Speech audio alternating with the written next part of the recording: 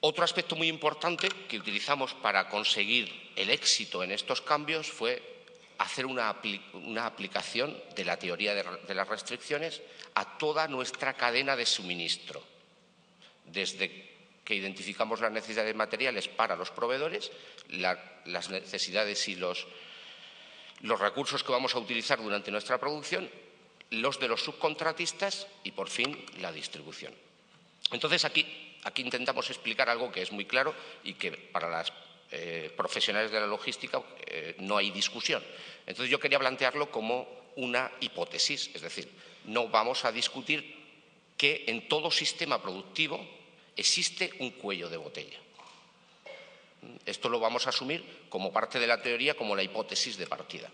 Entonces, el señor Goldratt pues, explica en toda su literatura cómo funciona todo esto y explica una serie de técnicas que se pueden aplicar para mejorar los procesos productivos y el control de la cadena de suministro utilizando la mejora en los cuellos de botella.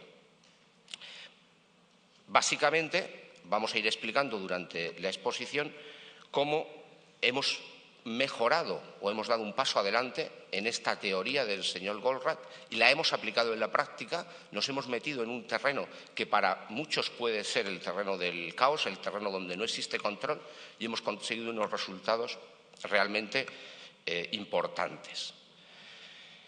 ¿Qué es lo que no nos parecía correcto en lo que nos decía el señor Goldratt al aplicarlo a nuestros procesos?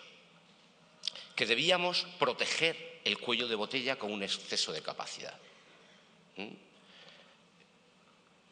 Esto no queríamos pagar por tener un stock innecesario para conseguir que el cuello de botella estuviese en un sitio.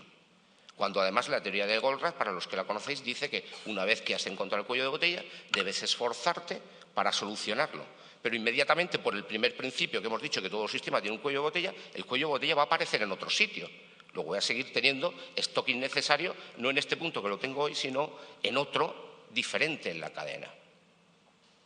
Además, en el caso de nuestra producción, con el tipo de producto que hacemos, que es un diseño a medida para el cliente, solamente fabricamos aquello que diseñamos para nuestros clientes, la variabilidad era aún mayor, con lo cual la variabilidad más la capacidad de protección eran stock que no estábamos dispuestos a pagar por ellos.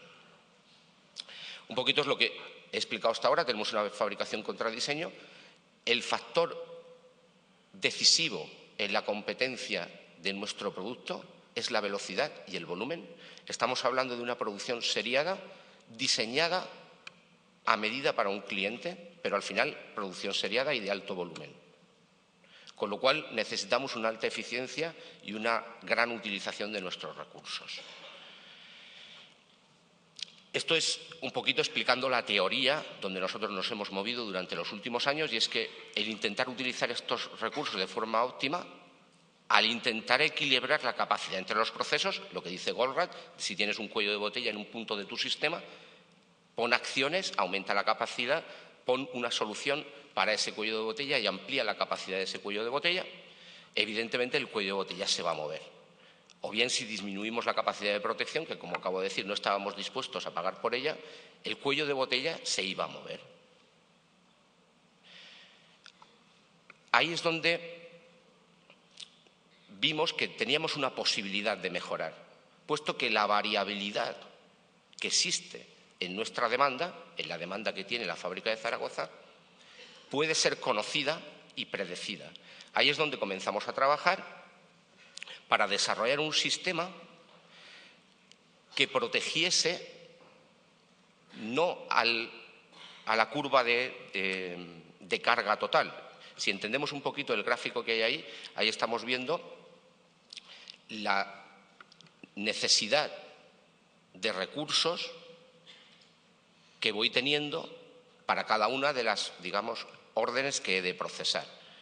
Entonces, en función de las características de esas órdenes, la cantidad de recursos que voy a necesitar es diferente. Si yo quiero diseñar un sistema que nunca se pare, que no rompa los stocks en ningún punto, tendré que poner una capacidad de protección que sería las dos líneas verdes que tengo, lo cual para este sistema podría ser razonable. En la situación de Zaragoza nos encontramos con este tipo de carga, que una determinada orden de un cliente nos puede suponer una alta carga en una sección de la fábrica y, sin embargo, la semana siguiente, en esa misma sección de la fábrica, debido a la configuración del producto, debido a la demanda del cliente, la carga es totalmente diferente. Entonces, no era asumible una capacidad de protección que cubriese los mínimos, los valles y los picos, los máximos de esta curva de carga.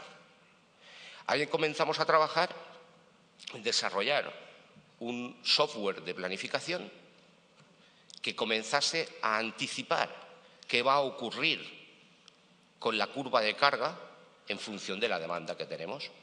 Esto es lo que hace el sistema que llamamos Diviner 3.0. Es un software desarrollado en nuestra unidad que nos permite simular cuál es el comportamiento de nuestra cadena de suministro en función de la demanda de nuestros clientes. Está dotado de la suficiente inteligencia como para reconocer todas las restricciones del sistema y simular cuál es la carga que va a haber en cada una de las restricciones a lo largo del tiempo futuro. En función de los resultados de este sistema, podemos predecir cuál va a ser el movimiento del cuello de botella. Y entonces tomar acciones de forma proactiva para evitar que el cuello de botella se mueva y, a su misma vez, disminuir o optimizar el número de recursos necesarios para afrontar la carga de trabajo que tenemos.